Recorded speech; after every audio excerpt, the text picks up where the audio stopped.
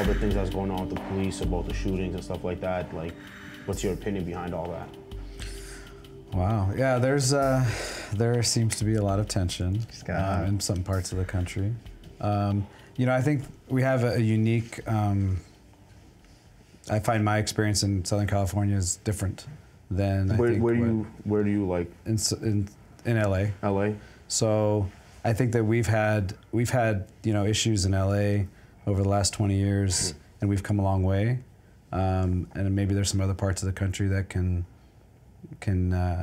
learn from our mistakes and the mistakes that are being made. But I think it comes down to the relationship that the law enforcement has with the community. Like, I think there needs to be more dialogue. Do you live in the community that you police?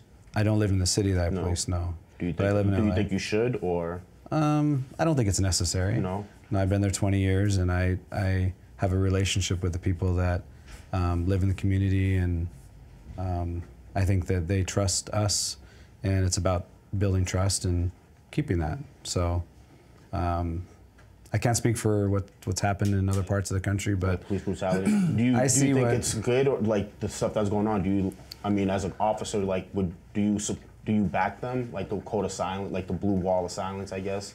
Well, there's a lot of questions there, but I think that ultimately, I think there's a system in place that's there to evaluate everything that happens in an instance.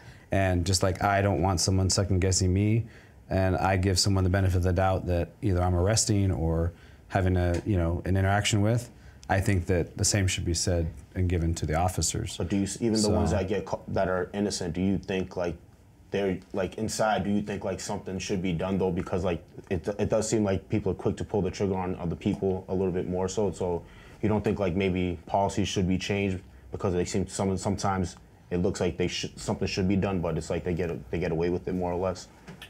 Well, I think that there again comes back to having a relationship.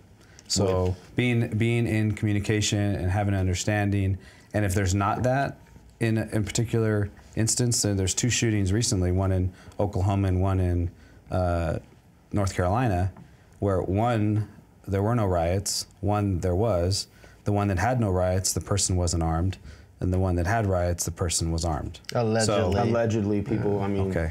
That's what, I mean, that's one story to another story. So if you already have a distrust, I don't have it, I'm just then and what people are going to say is if you already have a distrust or you don't like something, whether it's insert X, police officer, you know, women, men, whatever it is, and you have that belief, then anything comes around and you're going to collect evidence to support that belief. I just presume everybody's innocent until proven guilty. Right. So I just can't automatically assume somebody, just because somebody said something, it's factually true, because police officers have been proven to lie many times. So you just can't take their word and think it's the almighty. That's my thing behind it.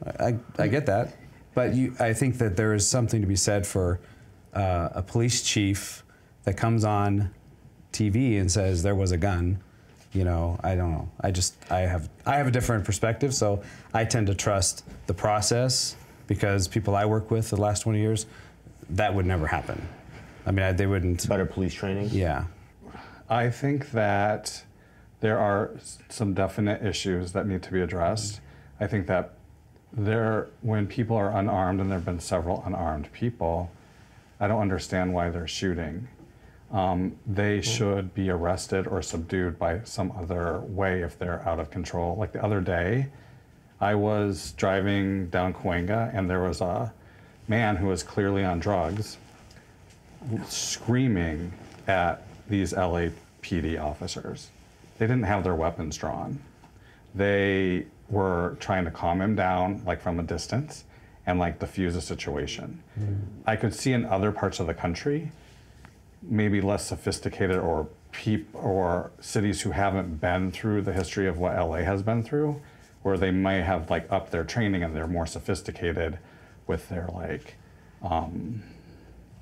their systems and their practices, where that would have been an issue because the man was out of control.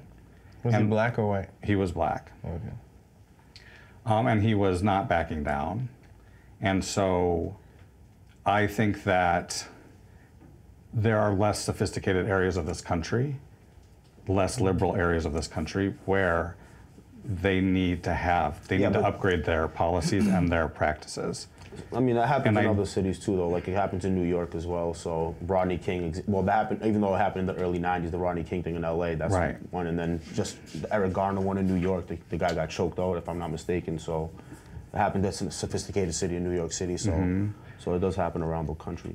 I don't just think it's in, like, Texas and stuff like that, or Kentucky or anything like that. I do think that they need to systematically look at the time and evaluate police officers and make sure that police officers are put in life harming situations a lot, and how much is too much, right? Before they become a little bit nervous. Overzealous. So I think that they might need to have systems in place like mental health and all of that type of help available for these officers to evaluate them to make sure that they are still able to sustain that type of stress.